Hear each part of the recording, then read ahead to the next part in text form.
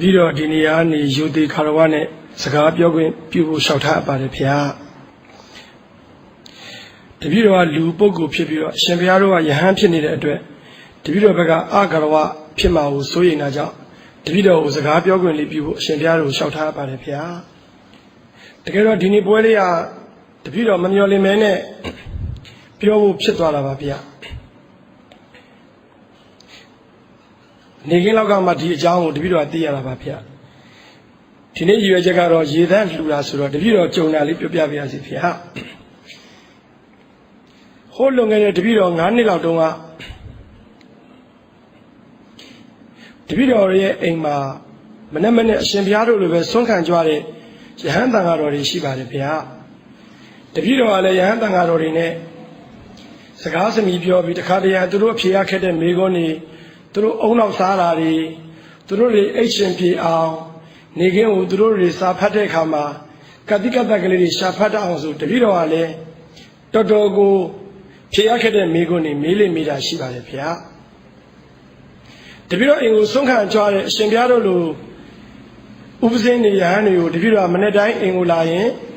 နေထိုင်လေးခင်းပေးတဲ့ပလတ်စတစ်ခုံလေးပေါ်မှာသုံးမှုတစ်သားခုံလေးပေါ်မှာပြီးရင်တပည့်တော်ကမနေ့ဆိုရင်ကော်ဖီလေးကတ်တယ်သူတို့ကော်ဖီတောက်တယ်ဗျာနွေရာသီဆိုရင်တော့ရေအေးလေးပေါ့ဆောင်းရာသီဆိုရင်တော့ကော်ဖီလေးပေါ့တပည့်တော်ကတ်လေးကတ်ထားရှိပါတယ်ဗျာတည့်ရကြတော့တပည့်တော်အိမ်ကိုဆွမ်းခံကြွားတဲ့ကိုတော်လေးနှစ်ပါးကိုတပည့်တော်ကနွေရာသီဆိုတော့မန်းလေးကပူတာဟုတ်ဗျာတပည့်တော်ကတောက်ရည်ထန်လေးကိုကယ်ပိုင်းတောက်ရည်ထန်လေးကိုရေခဲတတာတွေကထုတ်ပြီးတော့တပည့်တော်ကဖန်ခွေလေးတွေကိုထည့်ပြီးတပည့်တော်ကတ်ပါတယ်ဗျာဖန်ခွေတွေကိုတပည့်တော်ကထည့်လိုက်တာပေါ့ထည့်ပြီးတပည့်တော်ရိုးသေးသေးပဲကတ်ပါတယ်ဗျာအဲ့လိုကတ်တဲ့အချိန်မှာတောက်ရည်ထန်ကိုတောက်တဲ့ဥပဇင်းတစ်ပါးကဘာပြောလဲဆိုတော့ဒကာကြီးခွက်ကဓာတ်စီစော်တွေနန်းနေတယ်တဲ့အဲ့တော့တပည့်တော်ကလည်းယူပြီးတော့နန်းကြည့်တယ်ဗျာမှန်ပါတယ်ဗျာဓာတ်စီစော်နန်းနေတာဘာကြောင့်ဓာတ်စီစော်နန်းလဲဆိုတော့တပည့်တော်လက်ကများနန်းသလားဆိုတော့တပည့်တော်လက်ကလည်းမနန်းဘူးဗျာခွက်နှစ်ခွက်လုံးကဓာတ်စီစော်နန်းနေတာဒါနေကအဲ့ဒီခွက်ကိုထားလိုက်တော့နောက်တစ်ခွက်ယူအောင်ဆိုတော့နန်းပြန်ရောဗျာဓာတ်စီစော်ကနောက်မှစဉ်းစားကြည့်တာဒီဖန်ခွက်ကိုယူလာတဲ့လူရဲ့လက်ကဓာတ်စီပေးနေတာဟုတ်ဗျာဒီတောက်ရည်သားကဘလောက်ပဲတန့်ဖန်ခွက်မတန့်ရင်လေတောက်ရည်သားကအလကားပဲဗျာအဲ့ဒါလေးဦးစင်းကပြောတာပေါ့ကဲတခါကြီးဥဖုံးနဲ့ရေကတော့တတ်ပါရဲ့ဗျာတဲ့ဖန်ခွက်ကမတန့်တော့လေရေတန်းကအလကားပဲပေါ့တဲ့ဥပစင်းနေဆိုတာကပရိယတ္တိစာပေတွေကိုလေ့လာနေတာဆိုတော့ဖခင်ရဲ့ဒေသနာတော်တွေကိုအမြဲတမ်းနှုတ်ကနေပြီးတော့လေ့လာနေတဲ့သူတွေဆိုတော့သူတို့ပြောတဲ့စကားပညာပါတယ်ဖေသဘောပါတယ်ဖေဉာဏ်ပါတယ်ဖေတပည့်တော်လည်းတမန်ကရှံဃာလောက်ပဲနားထောင်ထားလိုက်တာဒီနေရာမှာစကားမဆက်တပည့်တော်ကစာအုပ်စာပေလူမိတ်ဆွေဆိုတာသိမယုံဘူးဖေစာအုပ်စာပေလူမိတ်ဆွေသာဆိုရင်တပည့်တော်လိုကဘာကြီးဒီကနေ့ငြိမ်းချမ်းနေရမှာဖေကဘာပေါ်မှာအများဆုံးရတဲ့စာအုပ်ကတပည့်တော်လိုဗုဒ္ဓစာအုပ်တွေမဟုတ်ဘူးဖေဒီကနေ့ကဘာကြီးမငြိမ်းချမ်းရတာပြီးခဲ့တဲ့လွန်ခဲ့တဲ့နှစ်ပေါင်း50 60 80တုန်းကစာရေးသူတွေဖြစ်တဲ့ကားမတ်စ်တို့လီနင်တို့မော်စီတုံးတို့ရဲ့စာပေတွေနဲ့ဒီကနေ့တပည့်တော်တို့ကဘာကြီးကသောင်းငင်းဖြစ်နေတာဖေစာအုပ်စာပေလူမိတ်ဆွေဆိုတာတော့အကျွမ်းမဲ့မဖြစ်နိုင်ဘူးဖေစာအုပ်စာပေလူမိတ်ဆွေဆိုတာလေဗုဒ္ဓရဲ့ပရိယတ္တိစာပေကသာလျင်တပည့်တော်တို့အတွက်လူမိတ်ဆွေအစ်စ်ဖေတပည့်တော်အဲ့လိုမြင်တာပါဖေဒါနဲ့အဲ့ဒီယဟန်လေးနှစ်ပါးနောက်နေ့မနေ့ကျတော့ဥပဇင်းကတပည့်တော်တွေဆွမ်းခံကြတော့တပည့်တော်ကလိုပဲရေတိုက်ပြန်ရောဖေခင်ဗျားသူကဒီနေ့တော့မနန်တော့ဘူးဥဖုံးရတယ်တင်မဖေလို့တပည့်တော်လည်းအရှင်ဘုရားတို့ပြောတော့စဉ်းစားကြည့်ပါတယ်ဖေလို့ရေဘလောက်တန့်ဖန်ခွက်မတန့်ရင်ရေတန့်ဟာအလကားပဲတော်သေးတာပေါ့ဒီရေခွက်ကဓာတ်စီထည့်ထားတဲ့ရေခွက်မို့လို့ဓာတ်စီနဲ့နံတဲ့ရေခွက်မို့လို့ဒါပြည့်ရေဘလောက်တန်ဓာတ်စီနံပါတဲ့ခွက်ထဲကိုထည့်ရင်ရေမတတ်တော့ဘူးဆိုရင်ထပ်ပြီးတွေးကြည့်တယ်ဖေ။ဦးစင်းလေးကတွေးကြည့်စမ်းနဲ့ဒီခွက်ထဲမှာဓာတ်စီမဟုတ်ဘဲနဲ့တခါတရံမှာကောက်ချက်ချဖို့အလွဲတွေလည်းရှိမယ်လို့တပည့်တော်ရဲ့ဉာဏ်အသေးလေးနဲ့ပေါ့။တခါကျတော့တပည့်တော်ရဲ့တပည့်မလေးကမေးတယ်ဖေ။ဆရာတဲ့ကောင်းတာလုပ်ရင်ကောင်းတာဖြစ်သလားတဲ့။ဟာဖြစ်တာပေါ့လို့မကောင်းတာလုပ်ရင်ရောမကောင်းတာဖြစ်သလားဆိုတော့ဟာဖြစ်တာပေါ့သမီးရလို့ ဆရာကြီးတဲ့မကောင်းတာလုပ်ပြီးကောင်းတာဖြစ်တဲ့လူတွေအများကြီးပဲတဲ့အရာထဲမှာချဲအောင်တဲ့လူကချမ်းသာတယ်တဲ့ကာလာဝေးဆိုင်ထောင်တဲ့လူတွေချမ်းသာနေတယ်တဲ့မနေ့စွန်းလောင်းတဲ့အိမ်တွေကြည့်လိုက်ဗျာအိမ်ကထရန်ကြိုထရန်ကြားနော်အရှင်ဘုရားကြည့်ပါဗျာဝင်းကြိုဝင်းကြားဝင်းတရားတောင်ကောင်းကောင်းမရှိဘူးအိမ်သားတောင်ကောင်းကောင်းမရှိဘူးနေတိုင်းစွန်းလောင်းတာချမ်းသာလို့လားတဲ့ဘာကြတကားတွေပိတ်ပြီးတိုက်ကြီးနဲ့စွန်းကိုမလောင်းဘူးတဲ့သူတို့ကြချမ်းသာနေတယ်တဲ့ကဲအရှင်ဘုရားတို့ပဲစဉ်းစားကြည့်ပါတပည့်တော်ကလူငယ်တွေနဲ့နေရတာဗျာသူတို့တပည့်တော်ကပြောမှာပေါ့ဟိုအတိတ်တုန်းကကန်နေအကျိုးမပေးသေးလို့သူတို့ကောင်းစားနေတာပါပဲပြောရင်လူငယ်တွေဘယ်လိုလုပ်ယုံမလဲဗျာတပည့်တော်ကအဲ့ဓာတွေကိုပြစ်ပယ်တာမျိုးမဟုတ်ဘူးဗျာလူငယ်တွေနားတဲ့ဝင်အောင်ဘယ်လိုပြောရမလဲတပည့်တော်စဉ်းစားတယ်ဗျာဒါနဲ့တပည့်တော်ဗုဒ္ဓစာပေတွေကိုရှာကြံဖတ်ကြည့်တော့လေအရှင်ဘုရားတို့စဉ်းစားကြည့်ပါဗျာအနာဂတ်တစ်ထေးကြီးကဗုဒ္ဓရဲ့ပထမဆုံးမိတ်ဆွေပါဗျာဘိမိသာရမင်းကြီးကဖះမဖြစ်ခင်မှာတောင်မှဖះကိုသူကချစ်ခဲ့တာနော်တိုင်းပြည်တော်တဝက်ပေးမယ်ဆိုချစ်ခဲ့တာဖះကိုအရန်ကြီးညိုပူဇော်တဲ့ဘုရင်နောက်ဆုံးဘယ်လိုသေလဲခြေဘဝကိုဓာတ်နဲ့ခွဲပြီးသေတာဗျအဲ့ဒီခါမှာစဉ်းစားကြည့်စမ်းပါဗိမိသာရမင်းကြီးသေတဲ့အခါမှာနိုင်ဝဆန်နဲ့ခေါ်မှာပေါ့ဘုရင်ဆိုတော့အဲ့ဒီရာဇကြိုပြည်တစ်ပြည်လုံးကဗုဒ္ဓကိုဘယ်လောက်များလက်ညှိုးကောင်းကောင်းထိုးပြီးအပြစ်များပြောလိုက်ကြမလဲမသိဘူးတွေးကြည့်တာဗျာအဲ့ဒီခေတ်တော့အပြိုင်နေရအများကြီးကိုတခြားဖះ၅ပါးကလည်းရှိသေးတာဟုတ်တိတ်ကြီးတွေကလည်းအများကြီးပဲမြင်နေမလားဒီဗုဒ္ဓကိုကိုးကွယ်လို့ခြေဘဝဓာတ်ကွက်ခံရတာပြောမှာကောင်းတာလုပ်တယ်ကောင်းတာဖြစ်သလား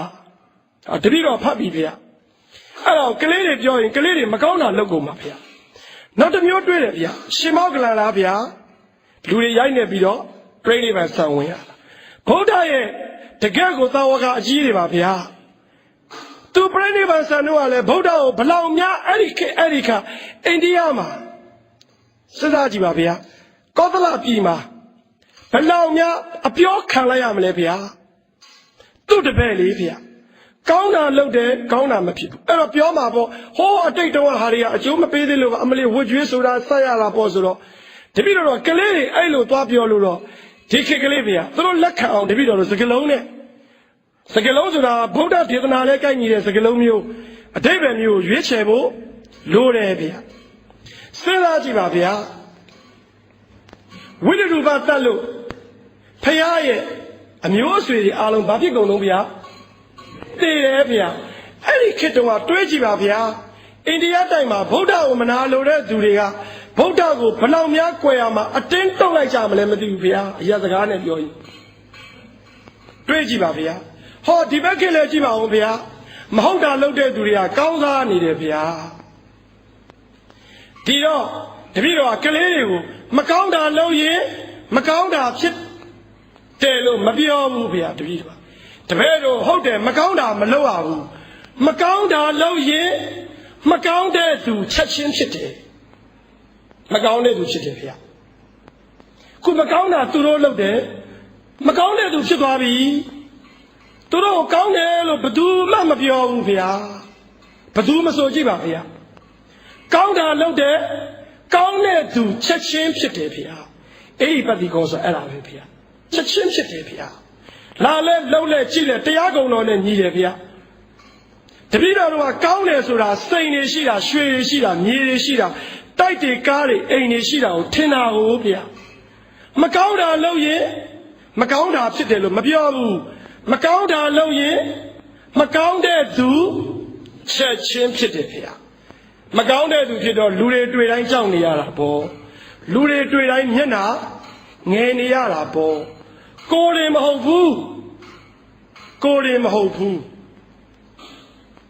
ကိုသားသမီးမြင်းမြစ်ကြီးကိုလောကကြီးကိုကြောက်နေရတာဗျာ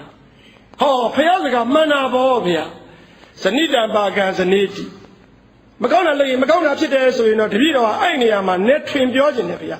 မကောင်းတာလုပ်မကောင်းတဲ့သူဖြစ်ပြီမကောင်းတဲ့သူဖြစ်ရင်မကောင်းတဲ့ဘဝတွေကိုပိုင်ဆိုင်မှာဒီဘဝမှာလည်းအတူတူပဲတန်တရားထဲမှာမကောင်းတဲ့သူအဖြစ်အဲ့ဒီကာလိုက်တာကြီးနဲ့အဲ့ဒီဇယိုင်းနဲ့မင်းကျင်လျရတော့မှာဒီနေရာမှာတစ်ခုသိဖို့ကောင်းတယ်လူနဲ့တိရစ္ဆာန်ခွဲခြားတဲ့နီးလွယ်လွယ်လေးပါဗျာတပည့်တော်ကဆရာဆိုတော့တပည့်တော်ရဲ့စာသင်ခန်းထဲမှာတခြားဘာသာဝင်ကလေးတွေလည်းပါတယ်ဗျာတပည့်တော်ကဗုဒ္ဓကောင်းကြောင်းသိပြောနေတာဗျာ အဲ့ဒီလိုပြောရင်တပည့်တော်ဆရာတယောက်အနေနဲ့ဖက်လိုက်တယ်လို့ဖြစ်မယ်ဗျာနေ့ချက်ဖခင်ရဲ့တရားတော်ဟာဓမ္မဖြစ်တာမို့လို့လူသားတိုင်းပေါ်မှာမှန်ရမှာဟုတ်ဗျာအဲ့တော့တပည့်တော်ကဗုဒ္ဓကိုချစ်ပေမဲ့ဗုဒ္ဓဆိုတဲ့စကားတစ်လုံးမှမသုံးပဲကလေးတွေကိုနားဝင်အောင်ပြောတဲ့စကားရှိတယ်ဗျာကုသိုလ်အကုသိုလ်လို့မပြောဘူးတပည့်တော်ကလေးတွေကိုမေးတယ်ကိုတတ်သေးသင့်သလားဆိုကလေးတွေကတတ်မသေးသင့်ပါဘူးဆရာကြီးဘာလို့တတ်မသေးသင့်တာတော့အဖန်905ကဘာဟာမဟုတ်ဘူးအဖန်905ကဘာမဟုတ်ဘူးဒီဘဝတတ်သေးတဲ့သူဟာပြီးခဲ့တဲ့ဘဝကလည်းတတ်သေးတဲ့အချင်းရှိလို့ဒီဘဝမှာတတ်သေးတဲ့စိတ်ပေါ်ပြီးတတ်သေးတာမကောင်းဘူးမကောင်းတဲ့အချင်းကိုလူဘဝရောက်တော့ပယ်ရတာတလိษံဘဝမှာကောင်းတာတွေလည်းမသိဘူးမကောင်းတာတွေလည်းမသိဘူးပယ်စရာလည်းမလိုဘူးအကုသိုလ်လည်းမသိဘူးကုသိုလ်လည်းမသိဘူးဗုဒ္ဓဘာသာလို့ပြောရင်လူဖြစ်တော့တပည့်တော်တို့လူဘဝပိုင်ဆိုင်တော့ကောင်းတဲ့အချင်းတွေကိုမွေးမကောင်းတဲ့အချင်းတွေကိုပယ်ဒါမှတန်တရားထဲမှာတပည့်တော်တို့ကကောင်းတဲ့စရိုက်တွေနဲ့ကျင်လည်ရမှာဖေ။နောက်ဘဝဆိုတာတပည့်တော်တို့ရဲ့ဝိညာဉ်ကြီးကသွားတာမဟုတ်ဘူးတပည့်တော်တို့ဘဝကြီးကသွားတာမဟုတ်ဘူးတပည့်တော်တို့ရဲ့ဂုဏ်တတ္တိတွေကသွားတာဖေ။တပည့်တော်ကဓာတုဗေဒဆရာဆိုတော့ဓာတုဗေဒတွေးတယ်ဖေ။ရေဆိုတာဟိုက်ဒရိုဂျင်နဲ့အောက်ဆီဂျင်နဲ့ပေါင်းတာဟောဒီထဲမှာဟိုက်ဒရိုဂျင်နဲ့အောက်ဆီဂျင်ပါတယ်ဒါပေမဲ့ဟိုက်ဒရိုဂျင်မဟုတ်တော့ဘူးဖေ။ဒါပေမဲ့ H ဆိုတဲ့သင်္ကေတတော့ပါသေးတယ်ဖေ။ O ဆိုတဲ့သင်္ကေတပါသေးတယ်ဖေ။ဟိုက်ဒရိုဂျင်နဲ့အောက်ဆီဂျင်မဟုတ်တော့ပေမဲ့ဟိုက်ဒရိုဂျင်အောက်ဆီဂျင်မရှိဘဲလဲရေတော့မဖြစ်ဘူးရေကုန်တတ္တိထဲမှာဟိုက်ဒရိုဂျင်နဲ့အောက်ဆီဂျင်ဂုဏ်တတ္တိကိုအမိပြုပြီးဖြစ်တာနောက်ဘဝဆိုတာအဲ့ဒီလိုကုသိုလ်အကုသိုလ်ဆိုတဲ့ဂုဏ်တတ္တိတွေပါသွားတတ်တာကြောင့်ကလေးတွေကြတော့အဲ့လိုမပြောဘူးမကောင်းတဲ့ရိုက်သွားရင်ခွတ်လို့ပါဗျာမကောင်းတဲ့စောက်ကျင့်နေမင်းတို့ပါသွားမှာဆိုလို့နောက်ဘဝထိဒီဝရကိုကြည့်တစ်သက်လုံးဒီစရာသူ့စာဖတ်ကြည့်ပါဗျာဒါဒီစရိုက်ပဲဗျာဒီဘဝမှာမကောင်းတာလုပ်တဲ့လူအရှင်ဘုရားနောက်ဘဝလည်းဒါပဲဗျာဒီဘဝပြစ်ဒဏ်လုပ်ခဲ့တဲ့မင်းကလေးအရှင်ဘုရားမကြည့်နဲ့ဗျာနောက်ဘဝလည်းအရာထဲမှာခွေးမလေးဖြစ်ပြီးခွေးဒီအကောင်တရားကြားတယ်ဖြစ်အောင်ပါဗျာသူကတွေးကြည့်လိုက်ဗျာတပည့်တော်အဲ့လိုကိုမြင်တာဗျာဒီဘဝလူတွေတတ်တဲ့လူကနောက်ဘဝသူတတ်နေအောင်ပါဗျာသူဆိုရင်ထိတ်လန့်စွာဘဝတိုင်းကျင်လဲရမှာဒီတော့ကုသိုလ်အကုသိုလ်လို့ပြောမယ်အစားတပည့်တော်ဟေးငါတို့တွေကောင်းတာတွေလုပ်ရအောင်ဟေးမကောင်းတာတွေမလုပ်နဲ့လူဘဝရောက်တော့ကောင်းတာတွေဆိုတာဘာလဲတပည့်ဆွဲခေါ်ရတာပေါ့ဗျာဒါပြည့်ရင်တပည့်တော်ကတော့ကောင်းတာလုပ်ရင်ကောင်းတာဖြစ်တယ်လို့တပည့်တော်ကတော့အဲ့လောက်ကြီးမတွေးဘူးဗျာဒါစဉ်းစားကြည့်တပည့်တော်တို့ကဒေါသထွက်နေတာဗျာဒီကောင်ကွာမကောင်းတာလဲလုပ်သေးမကောင်းတာခုထိမဖြစ်သေးဘူးဆိုဒေါသတွေထွက်နေတာတပည့်တော်ကိလေသာကြီးနဲ့အကုသိုလ်ကြီးဗျာတခါတည်းကြကိုကကောင်းတာလုပ်ပြီးကောင်းတာမဖြစ်တော့လေဒေါသတွေထွက်ပြီးစိတ်ထဲမှာလောဘတွေဖြစ်နေတာဗျာတန်တရားတောင်ဖြစ်လာတယ်ငါကောင်းတာလုပ်ပြီးကောင်းတာမဖြစ်ပါလားဆိုတွေးကြည့်တော့စလုပ်ကြရမစင်ကြယ်ဘူးဗျာတပည့်တော်တို့ကကောင်းတာဖြစ်ရှင်လို့ကောင်းတာလုပ်တယ်ဆိုမှတော့ဖရာအလိုတော်ချမဟုတ်တော့ဘူးဗျာကောင်းတာတွေစိုးတာတွေကနောက်တစ်ပိုင်းလှုပ်เสียရှိတာလှုပ်ကိုလှုပ်ရမယ်ကောင်းတာလှုပ်ရင်ကောင်းတဲ့သူဖြစ်တယ်ကောင်းတဲ့သူရဲ့သားသမီးဖြစ်ရတာကောင်းတာပေါ့ဗျာအဖေမေမကောင်းတော့သားသမီးမကောင်းဘူးခုနလေးတွေဗျာတပည့်တော်ဒီအကြောင်းပြောရင်းနဲ့တခါကျတော့အာဇာနည်နေနီးတော့တဲ့အာဇာနည်ရဲ့အကြောင်းကိုစာစီစာကုန်းရေးခိုင်းတာအဲ့ဒီမှာတကြောင်လုံးမှာစာစီစာကုန်းအရေးတော်တဲ့ကလေးလေးတယောက်ရှိတဲ့ဖေတအားတော်တာသူမြို့နယ်ကစုတွေသူတအားရတာလေဖေမြို့နယ်စုတိုင်းစုတကယ်ရတယ်စာစီစာကုန်းအရေးကောင်းတဲ့ကလေးအဲ့ဒီကြောင့်ကလည်းအာဇာနည်နဲ့အတွက်ကြားပါပြီဖေတပည့်တော်တို့ခေတ်တော်တုန်းကပါဖေအဲ့ဒီကလေးကတိုင်းနေမျိုးနယ်တွေဝင်ပြိုင်မှုအတွက်ရွေးတာသူကဝင်မပြိုင်ဘူးဗျာဘယ်လိုပြိုင်ခိုင်းမပြိုင်နောက်ဆုံးအိမ်သွားခေါ်လဲမပြိုင်ဘူးဗျာနောက်ဆုံးမှာကလေးလေးကငိုပြီးတော့ကြောက်ကြီးကိုလက်ပိုက်ပြီးပြောတာကျွန်တော်ရဲ့အာဇာနည်နဲ့ရဲ့စာရေးစာကိုမရေးချင်ဘူးတဲ့မင်းကွာလောက်စုရတာရေးပေါ်ကြောင်းကုန်လဲဆောင်တာကျွန်တော်ရေးလို့မဖြစ်လို့ဘာလို့ရေးလို့မဖြစ်တာလို့ကျွန်တော်ကဂလုံဥစောမြည်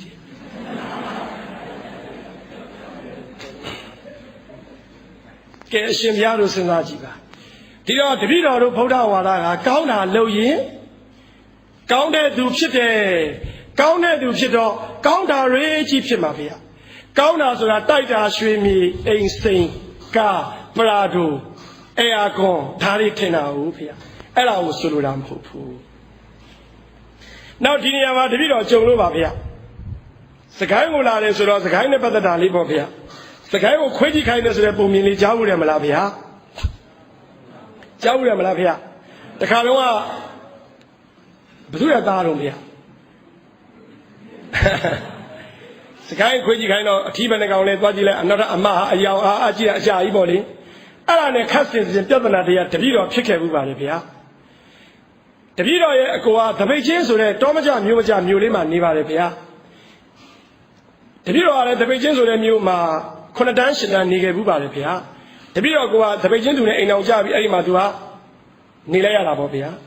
ဒါတပည့်တော်ကလူကျောင်းရဲ့မှာဝါသူသင်္ကန်းသွားကတ်ရင်းနဲ့အဲ့ဒီသပိတ်ချင်းကိုရောက်တော့သပိတ်ချင်းမှာတပည့်တော်ရဲ့ငငယ်တုန်းကကျောင်းအောင်ကြီးရှိတယ်ဗျာကျောင်းကြီးရှေ့နေကြီးပါသူအင်္ဂလိပ်စာလည်းသင်တယ်သူ့ကိုတပည့်တော်မစိုးလေးတစ်ထည့်တပည့်တော်ရေးတဲ့စောင်းနဲ့သွားကြတော့တာဗျာညနေ4 နာရီလောက်မှာကြီးစီထူထန်ကြတာဗျာသူဝဲဆိုဒါဆိုတေးကြပြီဗျာအဲ့ဒီရက်ကဘာဖြစ်တာတော့လူသေးတာဗျာဒါဆိုလူသေးတာတပည့်တော်နေခဲ့ဘူးတော့သိတာပေါ့ဟာဆရာကြီးလို့လူသေးတာထင်တယ်လို့အေးဟုတ်တယ်ကွာမင်းမှတ်မိသေးတာပဲကျွန်တော်သွားကြည့်စမ်းတယ်သူမြင်းလေးကသွားကြည့်တာဗျာအဲ့ဒါပြန်လာရောတပည့်တော်မေးတာအေးအောင်လူသေးတာဟုတ်လားဆိုဟုတ်တယ်ဆရာတဲ့ရှောက်ကြလားမိမလားကွာမသိဘူးတဲ့မင်းသွားကြည့်အောင်လို့တစ်ခေါက်သွားကြည့်တယ်ဗျာပြန်လာရောယောက်ျားဗျာတဲ့ခေအောင်မင်းဘယ်အရသားလဲမင်းကြည့်အောင်ကွာတစ်ခေါက်သွားပြန်ရောမှန်တာလေရတယ်နေအောင်လို့ तू ကဘာအလုံးလောက်တာလဲလို့သွားကြည့်တဲ့အချိန်မှာတပည့်တော်ပါဇက်ကရောင်ပြီးပြောတာဆရာကြီးမိရတော့ညံ့ပါဗျာလို့တအားညံ့တာဒီကောင်လို့စကိုင်းခွေးကြီးခိုင်းနေပုံမြင်ကြနေတာပဲလို့ပြောလိုက်တာပြောတော့ဆရာကြီးကကျွန်တော်ကိုဘာပြောတယ်တပည့်တော်ကိုဘာပြောတယ်မှတ်တော့ငါမြည်မညံ့ဘူးကွာတဲ့တေတဲ့မတာညံ့တာ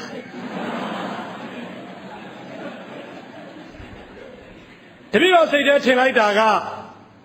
သူ့မြည်ကိုထိလို့မခံရင်ဘူးထင်ပြီးတပည့်တော်ကဟာညံ့တာပေါ့လို့ခဏခဏကြည့်ခိုင်းနေတာမဟုတ်ဘူးကွာအဲ့ဒီအတုပကောင်ညံ့တာလေအဲ့ကမင်းမသိမသားဆိုတဲ့စကားမင်းကြားဘူးလားကြားဘူးတယ်ဗျာလေဒီမသားလူမသိတဲ့မသားကွာလေလောကအကျိုးဘာမှမလုပ်တဲ့ကောင်တွေသိရင်အဲ့လိုပဲတဲ့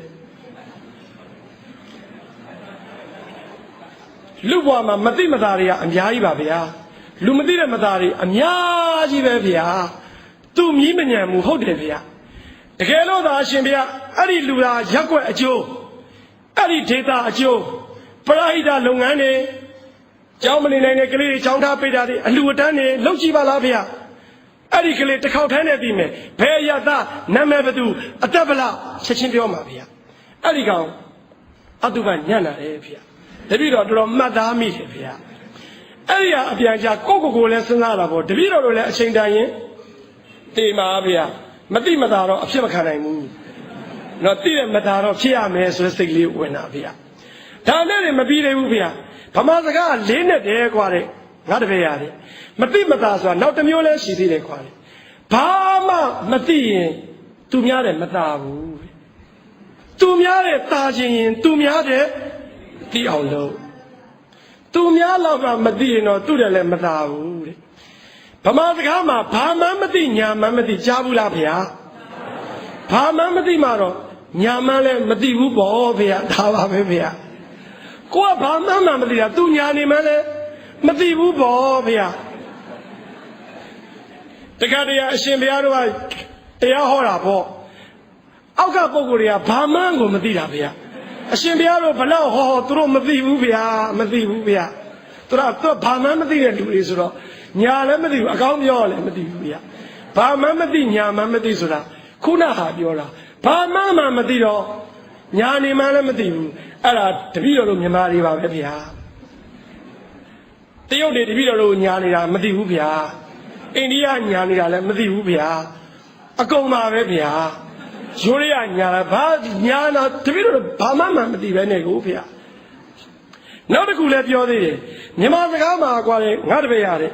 သိလေးနဲ့တာမမြမတဆိုတဲ့စကားရှင်ပြလို့ကြားဘူးပါတယ်ဗျာနော်ဒီမဲ့ကွာလေငါတပည့်ရှိရကွာလေငါတပည့်ရကွာလေလူပြိုကြီးကွာလေဒီကောင်ကကွာအဖေမေတွေကိုလှုပ်ချွေတယ်ပေါ့ကွာတဲ့သူတို့ညီကိုတော့ရှိတာကွာတဲ့တပည့်ချင်းမျိုးမှာညီကိုတော့ရှိတာညီနှစ်ယောက်ကအိမ်တော်ကြပြီးတော့ရွှေတော်ထဲမှာရွှေတူးကြတယ်နှစ်ယောက်လုံးကစင်းစင်းရဲနေရအဲ့ဒီမှာ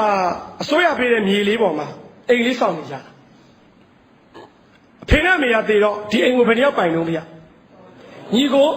တော့အောင်လို့ပိုင်တာပေါ့ဒါပေမဲ့အဲ့ဒီအကိုကြီးကလူမျိုးကြီးပြီ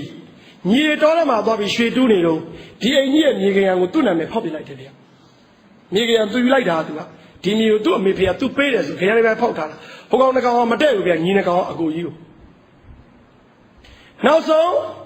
အဲ့ဒီအကိုကြီးကသူ့အဖေမေတည်ပြီး3နှစ်လောက်နေတော့တည်ရောဗျတည်တော့အဲ့ဒီအတုပကိုပို့မဲ့လူမရှိဘူးဗျအဲ့ဒီအတုပကိုလာပြီးပြင်တဲ့လူမရှိဘူးဗျအရက်ထဲကပြင်ပေးရဒီလိုပဲငါတို့မျိုးမှာတဲ့အယူတယောက်ရှိတယ်ကွာအဲ့ဒီအယူကစကားမပြောတတ်တဲ့အယူလေစကားမပြောတတ်တဲ့အယူအဟောစရာကောင်းတယ်သူယူမှန်းဘယ်လိုလုပ်သိလဲဆိုတော့သူ့ရဲ့နေပုံထိုင်ပုံအဝတ်စားဝတ်ပုံကြည့်ပြီးတော့အယူမှန်းသိတာလားသူ့ရဲ့ထူးခြားချက်ကတော့ရေထမ်းတာပြီးတော့ရေဖြန်းတာပဲအရက်ထဲကိုရေဖြန်းပြီးတပြက်စီးလဲတာပဲအဲ့ဒီအယူကစောင်းရင်းကြီးမှာအေးမိပြီးအယူသေးရောဗျာအဲ့ဒီအယူသေးတော့ကြတော့တစ်မျိုးလုံးကလိုက်ပို့တယ်ဗျာကဲတွေးကြည့်ရဲ့သူကအယူသေးတော့တစ်မျိုးလုံးကလိုက်ပို့ပြီးခုနကောင်သေးတော့ဘယ်သူမှလိုက်မပို့ဘူးတဲ့အဲ့ဒါဘာလို့လဲဆိုတို့ဗမာစကားထဲမှာမမျှမတခွာတယ်လောကကြီးကိုမျှတယ်ဆိုတာညီတာနော်ဗျာ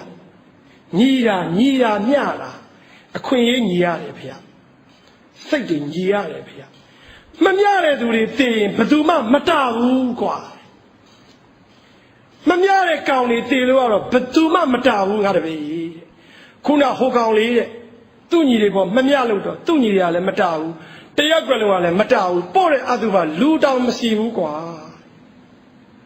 မျှတတာဆိုတာမျှရင်တတာပေါ့ဗျာတပည့်တော်တို့ဒီကနေ့ဘာလို့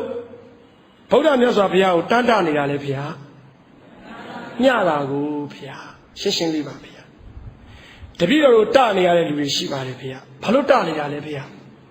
မျှတာကိုဗျာတပည့်တော်တို့အဖေတွေမေတွေသိရင်တလားမတဘူးလားဗျာအမွေတွေပါတွေညီမျှပေးမှတတာသူကတတယ်ဘာမျှတာကိုဗျာဒီတော့တပည့်တော်တို့အရှင်ဘုရားတို့ဟာဒီခန္ဓာအိမ်ကြီးကတေကြအောင်ပါဘူးဗျာတေရင်တော့ဘသူတွေကိုတလဲဘသူတွေမတဘူးလဲကြည့်ပြီးဒီလူအသက်ရှင်နေစဉ်တော့မျှသလားမမျှဘူးလားကိုလည်းခံမှန်းကြည့်လို့ရပါတယ်ဗျာဒါတပည့်တော်ခရီးသွားရင်းနဲ့မြန်မာစကားအကြောင်းပေါ့ဗျာဒီနေရာမှာတပည့်တော်အမြဲစဉ်းစားမိတာလေးရှိတယ်ဗျာတေခြင်းတရားနဲ့ပတ်သက်လို့ပေါ့ဗျာတခါကျတော့တပည့်တော်အိမ်ကိုမင်္ဂလာဆောင်လာဖို့အတွက်ဖိတ်စာလာဖိတ်တာတပည့်တော်တပည့်မှ2ယောက်ကကောင်လေးကလည်းဆရာဝန်ကောင်မလေးကလည်းဆရာဝန်မနေ့ပြန်မှာမင်္ဂလာဆောင်ပါ84လမ်းအေရင်ခမ်းမှာမနေ့9နာရီကနေနေ့လယ်12နာရီတပည့်တော်ကလည်းအဲ့ဒီမင်္ဂလာဆောင်ကို2ယောက်လုံးကလည်းတပည့်ဖြစ်တော့သွားတာပေါ့ဗျာဖြစ်ချင်တော့မင်္ဂလာဆောင်မှာတရားအောင်မှမရှိရေရုံနဲ့သူတို့သားလည်းမလာဘူးသူတို့သမီးလည်းမလာဘူးကားလည်းမလာဘူးဆွေမျိုးတွေလည်းမလာဘူးမေးကြည့်တော့မနေ့တော့အားတဲ့ဖိတ်စာဝေရင်းနဲ့ကားနဲ့ဆိုင်ကယ် accident ဖြစ်ပြီးနောက်ကထိုင်လိုက်လာတဲ့ကောင်မလေးကဆုံးသွားတာတဲ့ဆုံးသွားတာဆိုတော့မင်္ဂလာဆောင်မဖြစ်တော့ဘူးတဲ့တပည့်တော်ကလည်းဘာပြောအတုပါလည်းမေးရမယ်တာဝန်လည်းရှိတပည့်လည်းဖြစ်ဆိုတော့ကောင်လေးအိမ်ကိုလိုက်သွားတာဖေ။ကောင်လေးကတော့လက်ပဲကျိုးတယ်ဖေ။ပတ်တီးတဲ့တပည့်တော်လည်းမြင်တော့ငိုတာပေါ့ဆရာသူမရှိတော့ဘူးဆရာဆိုတပည့်တော်ဖက်ငိုတာဖက်ငိုတော့တပည့်တော်လည်းလိုပဲပေါ့လေအေးမကွာဘာလိုပဲစိတ်ပြေလည်းပြောပေါ့တပည့်တော်အိမ်ပြန်လာတော့မှတွေးမိတယ်ဖေ။ death and loss death ဘာလို့ဖေ။တေးတာ loss ကဆုံးရှုံးတာတေးရင်ဆုံးရှုံးမှုတစ်ခုဖြစ်တာဖေ။ဟုတ်တယ်သူ့ကောင်မလေးတည်သွားတာသူ့အတွက်ဆုံးရှုံးမှုတစ်ခုပဲဒီဆုံးရှုံးမှုဟာသူ့ရဲ့ကိုယ်ပိုင်ဆုံးရှုံးမှု personal loss သူတယောက်ထဲအတွက်ပဲဆိုင်နေတပည့်တော်မျက်ရည်မလဲဘူးဖေတပည့်တော်မငိုချင်ဘူးဖေငိုအောင်လို့ငိုလို့မရဘူးဗျာဘာလဲဆိုတော့တပည့်တော်နဲ့မှမဆိုင်တာသူတယောက်ရဲ့ကိုယ်ပိုင်ဆုံးရှုံးမှု personal loss အဲ့ဒါလေးစဉ်းစားကောင်းကောင်းကြီးစဉ်းစားရင်းနဲ့အိမ်ပြန်လာတော့တပည့်တော်စဉ်းစားကြည့်တယ်။အော်အိမ်နေမှာအဖေတွေအမေတွေဘာဖြစ်ကြတော့တေကြတာကြတော့ personal loss မဟုတ်တော့ဘူးဖေ။ family loss မိသားစုတစုရဲ့ဆုံးရှုံးမှုဖေ။တန်ဖိုးတော့နည်းနည်းလေးကြီးလာတာပေါ့ personal loss နည်းနည်းလေးကြီးလာfamily loss နည်းနည်းလေးကြီးလာတယ်ဗျတပည့်တော်တို့အိမ်တိမ်မဲငိုမှာတပည့်တော်အဖေတည်ရင်တပည့်တော်ရဲ့ခေါင်းရင်းအိမ်ကလေမန်ယူနဲ့ချယ်ဆီအကြည့်ပြတ်မှာမဟုတ်ဘူးဗျတပည့်တော်ချင်းရင်အိမ်ကကိုရီးယားကကြည်နေအောင်ပါပဲဗျတေးကြတယ်ဘာလဲဆိုတော့ family loss တပည့်တော်အဖေကမနဲ့မိုးလေးရင်ကားအကြောင်းတားအကြောင်းမရအကြောင်းချဲအကြောင်းငွေအကြောင်းမြေအကြောင်းကိုမိသားစုအကျိုးပဲလှုပ်သွားတာဟုတ်ဗျကိုမိသားစုပဲငိုမှာပေါ့မဆမ်းဘူးဗျမဆမ်းဘူး family loss တပည့်တော်အဖေသိခဲ့တပည့်တော်အဖေကိုဘယ်သူမှမသိဘူးဘယ်သိမှာတော့သူက family အတွက်ပဲလုပ်နေတာဟုတ်ဗျရှင်းရှင်းလေးပဲတပည့်တော်ထပ်ပြီးစဉ်းစားတယ်အမေလူတို့တော်မှာရှိသေးလားဗျမရှိတော့ပါဘူးဆရာကြီးရွှေခိုင်းသားရှိတော့ဘူးနော်ဗျနော်နောက်ပြီးတပည့်တော်တို့တော်တာဆွေဆရာကြီးရွှေဦးသားမြို့မငိမ့်လေးပါတီမတ်မြရင်စိန်ပေတာပကြီးဆရာပေါ်ဦးသက်ဟာသူတို့တွေမရှိတော့ဘူးဗျသူတို့ဆုံးရှုံးမှုကြတော့တပည့်တော်တို့ family loss မဟုတ်တော့ဘူးဗျမြင့်သွားပြီ community loss တပည့်တော်တို့လူမှုအတိုင်းဝိုင်းတစ်ခုအတွက်ဆုံးရှုံးမှုဖြစ်သွားပြီဗျဒီချိန်မှာတပည့်တော်တော်ဝမ်းနေအော်သူများရှိရင်စာတွေရေးနေအောင်မှာမြို့မှာငိမ့်များရှိလို့ကတော့ကွာတို့မြမခိတကဘာတိမှာကွာ community loss စဉ်းစားကြည့်ပါဗျာဒီတဲ့ကြီးကြီးမားမားပြောရရင် culture loss ယဉ်ကျေးမှုတရက်ဆုံးရှုံးသွားတာဗျာတစ်စက်မြင့်ပြောကြည့်ပါမယ်ဗျာအိန္ဒိယနိုင်ငံမှာမဟာတမဂန္ဒီဒီလောက်ကြံခံရတာအိန္ဒိယနိုင်ငံအတွက်ကြတော့ personal loss လားဗျာ family loss လား community loss လား culture loss လား national loss အမျိုးသားရေးတရက်ဆုံးရှုံးမှုဗျာဒီလိုအတိုင်းပြည်မှာဇူလိုင်19ရက်နေ့မှာဗိုလ်ချုပ်အောင်ဆန်းတည်ခဲ့တာလောက်ကြံခံခဲ့ရတာ family loss မဟုတ်ဘူးဗျာ personal loss လည်းမဟုတ်ဘူးတပည့်တော်ရဲ့အဖိုးကသူ့နဲ့ကြီးပါတယ်ဗျာတပည့်တော်ရဲ့အဖိုးအသက်ကြီးတယ်ဗျာသူ့သားတည်ရင်တောင်သူဒီလောက်ငိုမှာမဟုတ်ဘူးပစိုးစိုးကိုရင်ကိုစစ်ပြီးဒီကောင်ကွာ sorry တရားတယ်လို့ရင်ပါကြီးတိတိငိုတယ်လို့တော့တပည့်တော်အဖွာပြောဘူးတယ်ဗျာသူနဲ့တပည့်တော်အမျိုးမတော်ဘူးဗျာတပည့်တော်အဖိုးရှိုက်ကြီးတဲ့ငိုတာတရက်လည်းမဟုတ်နှစ်ရက်လည်းမဟုတ်တလလည်းမဟုတ်နှစ်လလည်းမဟုတ်လေးငါးနှစ်ငိုလို့မပြီးဘူးတဲ့ဗျာ national loss that pen loss value မတူဘူးဗျာကဲတစ်စင်းမြင်ပြောမယ်ဗျာတပည့်တော်တို့ဗုဒ္ဓပြိဋိဘံဆံသွားတာနှစ်ပေါင်း2540 54နှစ်ရှိခဲ့ပြီဗုဒ္ဓပြိဋိဘံဆံတာ personal loss ပါဗျာ family loss community loss cultural loss national loss universal loss စကြဝဠာတိုက်တသောင်းလုံးရဲ့ဆုံးရှုံးမှုကြီးဗျာလွမ်းလို့မဆုံးဘူးသူ့အကြောင်းပြောတိုင်းစက်တရေရှိနေတာတပည့်တော်ပါဇက်မှာအရသာကိုရှိလို့ဖះရှင်ကိုတော်မြတ်ကြီးကလေဟာအရသာရှိလိုက်တာတပည့်တော်ဒီနေရာမှာတပည့်တော်စဉ်းစားမိတာရှိတယ်ဗျာဘုံဆိုတဲ့စကားပါဗျာဘုံဆိုတာအများပိုင်ဗျာစာပေကိုဖတ်ကြည့်တဲ့အခါမှာတကယ်လို့သိတ္တထာကဖះရှင်ကိုမကြိုးစားပဲနဲ့တာမန်လူတယောက်သာလောက်ခဲ့မယ်ဆိုရင်သူဟာရတော်ရရာပိုင်ပစ္စည်းပဲဗျာတို့မဟုတ်သူ့ရဲ့အဖေတုံဒေါဒနာပိုင်ပစ္စည်းသာလင်ဖြစ်တယ်ဗျာတို့မဟုတ်ယာဟုလာတယောက်သာလင်ပိုင်တဲ့အဖေတယောက်သာဖြစ်တယ်ဗျာသူဟာဘယင်ဖြစ်တော့သူဟာရတော်ရရာပိုင်လည်းဟုတ်သလိုယာဟုလာပိုင်ပစ္စည်းလည်းဟုတ်သလိုတုံဒေါဒနာပိုင်ပစ္စည်းလည်းဟုတ်သလိုဒေဝဒပြည်သူပြည်သားများပိုင်လည်းဟုတ်တယ်ဗျာဒါမို့လည်းကြည့်တော့အများပိုင်ဖြစ်သွားတာပေါ့သူသာဘယင်ဘဝနဲ့ခြေနဲ့နေမယ်ဆိုရင်ဒီမှာရင်ပြီးပြီဗျာဗုဒ္ဓသိတ္တထသမ္မာသမ္ဗုဒ္ဓဖရာဘဝကိုသူရောက်သွားတော့ဘယ်သူပိုင်သေးတော့ဗျာစัจ java လာတိုက်တစ်တောင်းလုံးမှာရှိတဲ့လောကသုံးပါးစလုံးပိုင်တဲ့ဘုံပိုင်ပစ္စည်းဗျာဘုံပိုင်ပစ္စည်းဆိုတာတန်ဖိုးကြီးတယ်ဗျာ တတိတော်စဉ်းစားကြည့်တယ်ဗုဒ္ဓကတတိတော်တို့မြတ်စွာဘုရားက45နှစ်လုံးအိုးအိမ်အတ္တိတကျရှိမယ်မထင်ဘူးဗျာအများအတွက်အလုံးလုံးနေတာဟုတ်အိုးအိမ်အတ္တိတကျပဲရှိမှာတော့သူမက်ပဲဗျာထားလေးကိုအိုးအိမ်အတ္တိတကျရှိပြီးစိန်နှန်းတော်ရွှေနှန်းတော်ကြီးနဲ့နေတဲ့လူတွေကိုတတိတော်ဥပညွတ်ချင်ဘူးဗျာသူကသူ့မိသားစုပိုင်ပစ္စည်းတွေတတိတော်သူ့မှာမပိုင်ပဲဗျာအများအတွက်အလုံးလုံးတဲ့သူဟာအိမ်တိုင်းကကိုယ့်အိမ်ပဲလူတိုင်းကကိုယ့်ဖခင်တွေလူတိုင်းကကိုယ့်မိခင်တွေလူတိုင်းကကိုယ့်သားသမီးတွေလူတိုင်းရဲ့နှလုံးသားငါနှလုံးသားဆိုတဲ့စိတ်ကြီးဖေအများပိုင်ပစ္စည်းဖေဒီကနေ့ဒီဗုဒ္ဓကိုတပည့်တော်တို့ပိုင်နှုံးဖေဒါကြောင့်မို့လို့တပည့်တော်တို့ရဲ့ lost value ဟာတပည့်တော်တို့အသက်ရှင်သန်စဉ်မှာရှိခဲ့တဲ့ living values ပါပဲဖေတပည့်တော်တို့နေထိုင်စဉ်တန်ဖိုးဟာတည်ပြီးလဲသိတာပါတယ်ဖေဒီနေရာမှာတပည့်တော်ညီကုန်းလေးချုပ်ပြရစီဆရာမတော်မနိုင်လည်းပြောမှာဆိုတော့ရှင်တို့ဘယ်နာရီလောက်ဒီအချိန်ရပါတယ်ဖေ9နာရီထိလားဖေရလားဖေ။ကျွန်တော်လည်းပြောလိုက်အောင်မယ်နော်။5မိနစ်10မိနစ်ပါဟုတ်။တပည့်တော်တို့လူတွေအများကြီးနဲ့ဆက်ဆံတဲ့အခါမှာကံအကြောင်းသိပြောတာဖေ။ဟာမင်းဗုဒ္ဓဘာသာဆိုမင်းကံကိုယုံရမှာပေါ့ကွာဆိုတော့ယုံပါတယ်ဖေ။ယုံပါတယ်အကျွင်းမဲ့ယုံပါတယ်ဖေ။ကံကိုဘယ်လိုနားလည်တယ်လဲဆိုတဲ့ပုံမှာတော့မူတည်နေဖေ။တပည့်တော်လျှောက်ထားဖေ။တပည့်တော်သိတာလေးပြောမလို့ပါဖေမကြဘူး။ကံဆိုတာမြန်မာလိုပါလဲဖေ။အလုံးတစ်ခုတည်းလားဖေ။တပည့်တော်ဒီတဲ့လေးလေးနဲ့မြင်တယ်ဖေ။ကံဆိုတာစိတ်ကံလည်းကံပဲဖေ။စိတ်ကံလည်းကံပဲဖေ။ဇာဝိတ္တလည်းကံပဲဖေ။တပည့်တော်မြင်တာ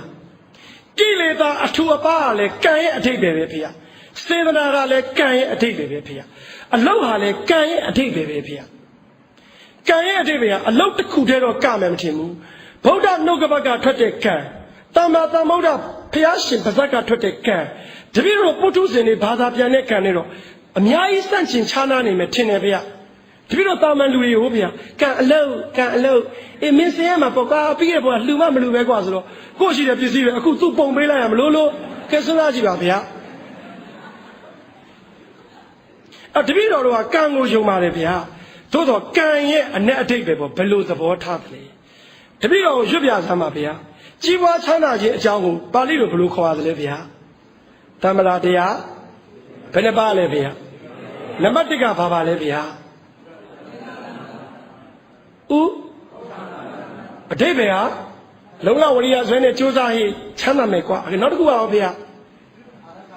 အရခါကြတော့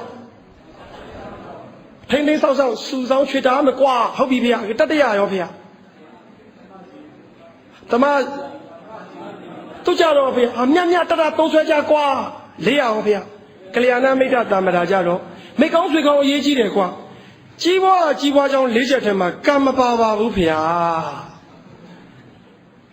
ကံမပါဘူးဗျာဒီဘဝကြီးပွားချမ်းသာဖို့အတွက်တော့တမ္မာတရား၄ပါးထဲမှာကံကိုထက်ပြီးဘာကြောင့်တပည့်တော်တို့မြတ်ဗုဒ္ဓထက်မထားတာလဲတပည့်တော်စဉ်းစားပါလေဗျာမှားရင်ပြင်ပေးပါဗျာ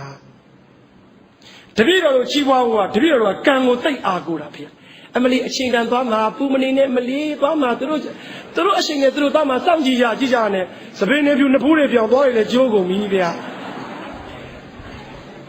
တနေ့ချမ်းသာမှာကွာဒါနဲ့တပည့်တော်မွဲနေတာကြာပေါ့ဗျာတပည့်တော်မေးချင်ပါသေးတယ်ဗျာအထာဟိအာထနောနာထောဆိုတာဘာပါလဲဗျာအော်ဟုတ်လားဗျာဒါဖြစ်ရင်တပည့်တော်တို့ဘဝကိုကံတာလီယမိကံတာလီယဖဆိုဘာလို့မြတ်ခဏကြွေးကြော်ပြီးတော့ပြည့်နေကြတာလဲမသိပါဘူးဗျာတပည့်တော်အဲ့ဒီလိုကိုနိုင်ချွတ်စဉ်းစားကြည့်ပါလေဗျာအရှင်ဘုရားမဂ်ခင်၈ပါးမှာပထမဆုံးမဂ်ခင်ကဘာပါလဲဗျာသမာဓိနံပါတ်၄မဂ်ခင်ရဟောဗျာသမာအော်ဟုတ်လားဗျာ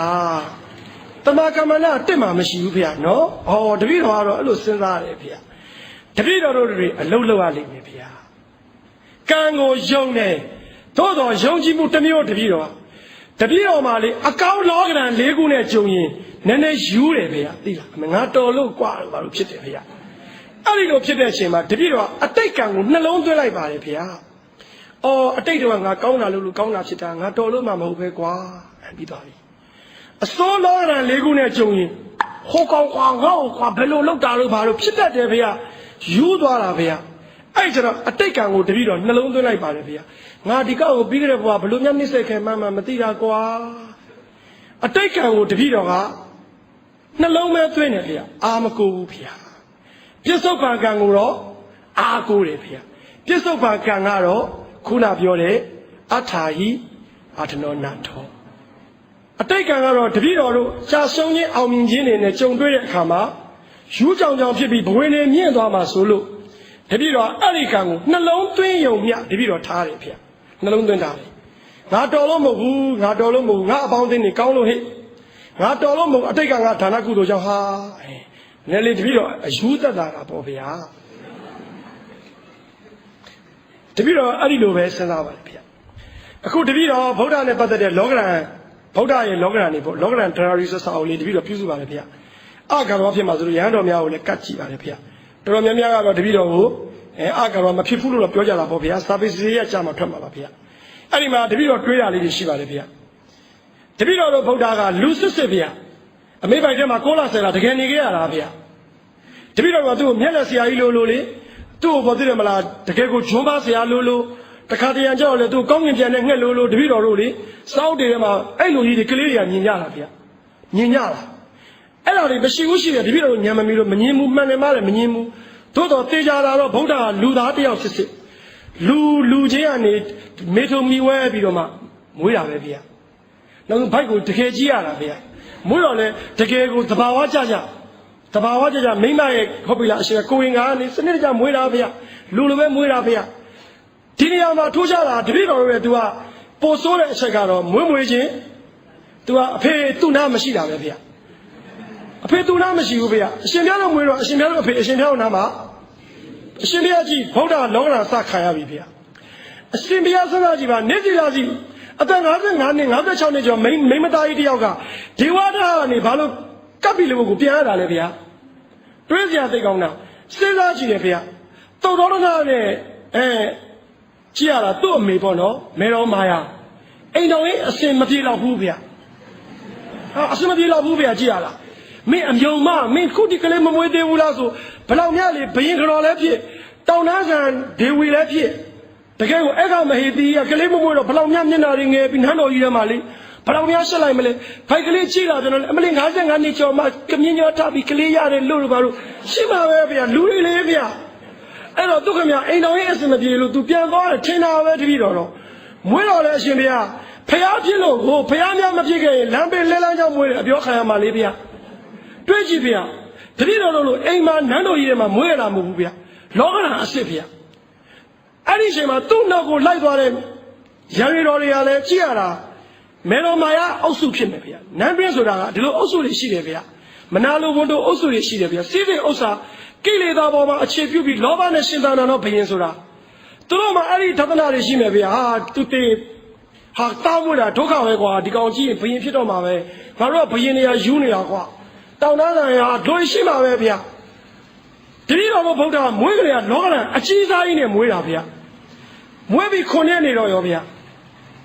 အမေရင်သေသွားပြန်ရောဗျာလောကဓာတ်အကြီးဗျာတတိတော်ဒီကနေ့တတိတော်အမေရောဖေရောရှိတယ်ဗျာတတိတော်တို့ဘာတွေကြောက်နေတာလဲတတိတော်တို့ခွဲတကောင်လိုက်ဆွဲတာကိုစာပွက်နေတယ်တတိတော်တို့ဗုဒ္ဓစင်တော်နင်းခံရသေးတာပါဗျာအရှင်ဘုရားအမလေးထုံးနဲ့ရိုက်တာလောက်တော့တနတ်နဲ့ပြစ်တာလောက်တော့မမှုပါနဲ့ဗျာဟုတ်ပြီလားလေးတောင်ပြစ်တာဗျာဒိစကုတ်တောင်မှာဟိုမှာရာစချိုမှာလေးဗျာအများကြီးဆိုတာဒီကစသနတ်ပါပဲဗျာအဲ့ဒီကအများဆိုတာတွေးကြည့်ဗျာဒီသဘောပဲနေမှာဗျာတတိတော်တွေးကြည့်တာဗျာကြောင်ပေါင်းကြီးစင်ထုတယ်ဆိုတာဘုံခွဲတာပဲဗျာလောက်ကြံတောင်ခံရတာဗျာမိမတွေနဲ့လည်းနှစ်ချိန်တိတိအထင်ရှားဆွဆွဲခံရတာအဲ့ဒီချိန်မှာတပည့်တော်ဗုဒ္ဓအသက်တော်ကြီးပြီနော်ဗျာအသက်50ကျော်ဒုတိယဘောဓိမှာလားမသိဘူးဗျာစိတ်သမာနတို့လေ3လီတို့နဲ့ပြဿနာတော်တော်ကြီးကိုအသက်ကြီးနေတဲ့အချိန်သူဆွဆွဲခံရတာသူ့ရဲ့သွေးသားတွေဒုက္ခတွေလည်းအများကြီးခံရတာတပည့်တော်ကဗုဒ္ဓလောကဓာတ်ကြီးကိုကြည့်ပြီးတပည့်တော်တို့ကဘာတွေကိုညီးနေကြတာတော့ဘာတွေကိုကြောက်ရွံ့နေကြတာနောက်တစ်ခုလည်းတွေးကြည့်တယ်ဗျာဇေရဝန်ကျောင်းမှာ25ဝါနီးပါးသတင်းသုံးခဲ့တယ်လို့ဖတ်ရတယ်ဗျာဇေရဝန်ကျောင်းပတ်ဝန်းကျင်ပေါ့ဗျာသူနော်အဲ့ဒီမှာရှိတဲ့တပည့်တော်တို့ကောသလမင်းကြီးကဗုဒ္ဓကိုကိုးကွယ်လာဗျာစာပေထဲမှာလေးဗျာ Bimita Minia, Kovala Minia, Makoko Bunopia, Messi Tia Lubesa Sanavia. Zero one Johnson to get watching, Tawutin and Minimo, a Pianovia, Mulemata, but Vilo Bodao. Mulema, the child, you are you, Tata Lavia, Boda Ticanevia, who Jalajua Niluma Mia Rubia. 对水苗人口个都看得比你啦，有别。对几多钱，报道老个人有几笔，这比如说，像个报道金牛7千200来别。这比如阿里沙贝里来一查吧来别。给这比如你工作里边标也是别。现在都班里对不啦别。这嘛19班没可能你来的别，是啦别。19班没我不都也都查来别。19班路老个伊嘛，伢子吧别。 先不要是，你这边的民不拉皮啊，不把这样你爷爷岁岁嘎嘎的马纳的厂长，苏克的厂长呢，哎路路的老家伊嘛，伢伊把皮啊，半包啊看那说都没地路把皮啊，11班民不把的拉皮啊，11班皮皮拉拉木木正正里面那拉来打是不露外点点，半包啊看那里把皮啊，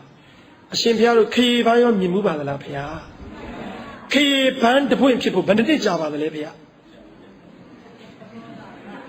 啊，多一个可以被你票加一了完了，可以被妈妈可以办的些了，说到米啊那边，19班我要去，你这班18班可以办，米啊那边，米啊吧那边啊，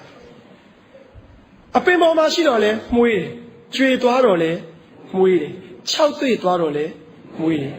这边的话，开完路旅游，这边的阿家的票，开完路旅游个伊嘛，7八的票，你阿就稍微多的啊，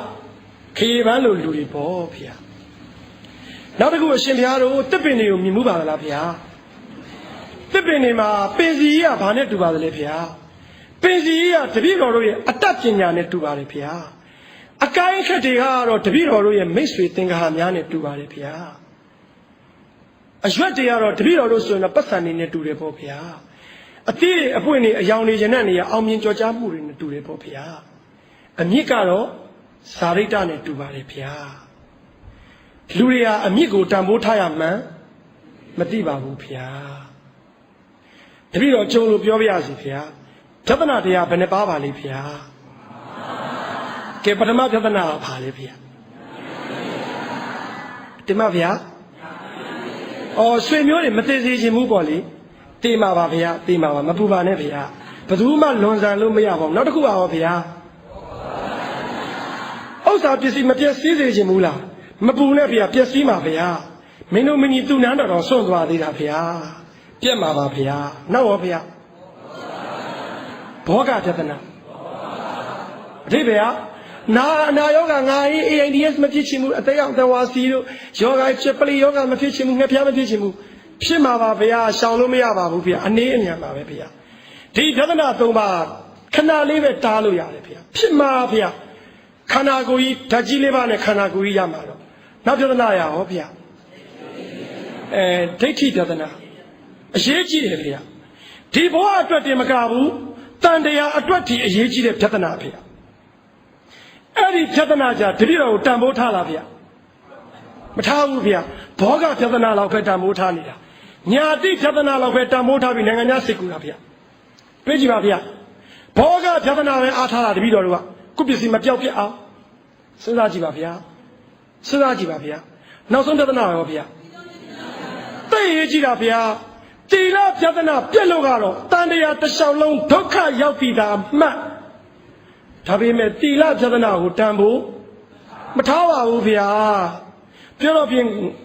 那么那别个罗来，那么他把个话，这个那的呀，俺把这么给了少标么呢？